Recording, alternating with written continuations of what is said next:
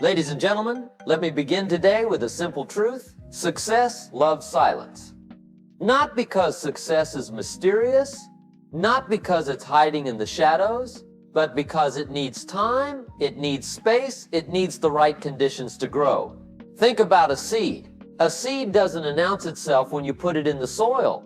It doesn't say, "Hey everybody, I'm about to be a tree." No, it just rests quietly. It draws in the nutrients. It settles in. And then, with enough time, enough care, it begins to grow. Slowly, silently, until one day you look, and there it is, a strong plant, standing tall for everyone to see.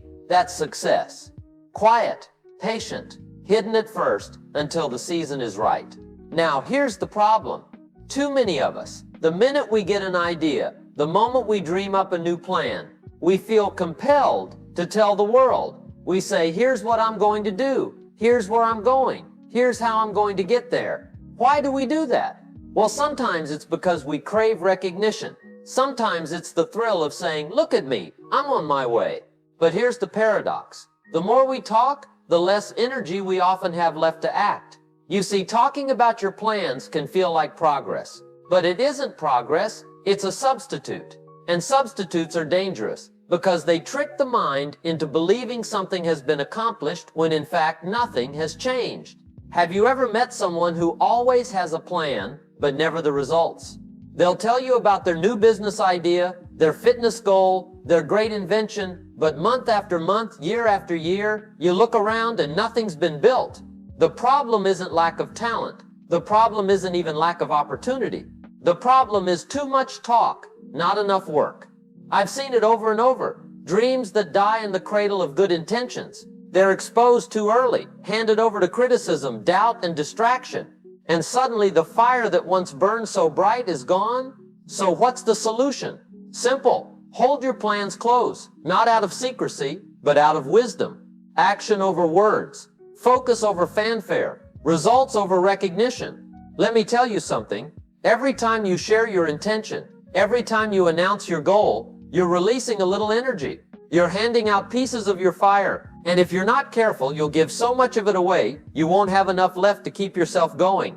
There's even research on this. Psychologists have found that when you talk about a goal, your brain feels rewarded, almost as if you've already achieved it. That little dose of approval, of validation, tricks you. And so the urgency to act fades. It's like celebrating at halftime when you're still behind. You feel good, but the game isn't over. I had a friend once who told everyone he was going to write a book. Every dinner party, every conversation, "I'm working on this book." People applauded him. They said, "That's wonderful. Can't wait to read it." 6 months passed. A year. No book. You know why? Because he'd already enjoyed the applause without paying the price. On the other hand, I knew another man, a farmer from the Midwest. He never told a soul about what he was working on. He just went out, studied new methods, tested new strategies, worked in silence, and then one harvest season, he shocked everyone with the size and quality of his crops. People said, "Where did this come from?" He just smiled and said, "By working while no one was watching." Now don't misunderstand me, there's a place for accountability. Sometimes you do need to share your plans, but only with the right people at the right time. You wouldn't plant a young tree in a snowstorm. You'd protect it until it's strong enough to survive. The same is true with your goals. Share them too soon, and you risk exposing them to frost, to the cold winds of doubt, envy, or even careless advice. Protect your plans like a gardener protects seedlings. Share them only with mentors, with close friends, who will nurture rather than trample them. And let's not forget the element of surprise. There's nothing quite like unveiling something fully grown. No previews, no endless updates, just results. That's powerful. That's unforgettable. One man spends years talking about what he's going to do. Another spends those same years quietly working. Who do you think has the stronger impact when the moment comes? The man who delivers. Because action will always speak louder than words. Let me pause here and ask you, how many times have you shared a plan or goal, only to feel your motivation slip away afterward? I want you to comment below. Have you ever lost energy because you talked too much about your goal instead of working on it? Be honest, because admitting it might just be the first step to protecting your fire. Think again about the farmer with his seed. When he plants it, he doesn't say, "Hey everybody, come look at the dirt." No, he knows better. He knows the soil is fragile, the seed is vulnerable, so he protects it, he waters it, he tends to it, quietly. And only when the first shoots rise from the earth does he say, "Come and see what's growing here." That same principle applies to your life, to your business, to your goals. You don't need to invite the whole neighborhood into your plans before the roots have even taken hold. Now, some people confuse this with secrecy. They say, "Jim, aren't you just telling people to be secretive?" No, I'm saying be strategic. Protect what matters. Give yourself space to learn, to stumble, to adapt, without 1,000 voices in your ear. Because here's the truth. Silence gives you freedom. The freedom to make mistakes without shame. The freedom to adjust course without explanation. The freedom to try again without the burden of other people's expectations. And then, when you do share your results, oh, what a moment that is. Because now you're not bringing intentions. You're bringing fruit. People can see the results, taste the results, and be inspired by the results. The spotlight problem. The challenge is, the moment you announce your goals, you've stepped under the spotlight, and the spotlight can be harsh. Suddenly people are watching, waiting. Some are cheering, sure, but some are doubting. Some are whispering. Some are keeping score. And when you're in the early stages, when the plan is still fragile, that spotlight can be blinding. See, success is not a straight line. It's not step 1, step 2, step 3, and ta-da, success. No, it's 2 steps forward, 1 step back. Sometimes it's sideways. Sometimes it's in circles. And if you're under the public eye during those messy middle stages, every stumble feels bigger than it is. Every delay looks like a failure. But in silence, you can fail quietly. You can learn quickly. You can recover without the peanut gallery shouting, "I told you so." That's not just a strategy. That's a gift you give yourself. The safe space to grow without distraction.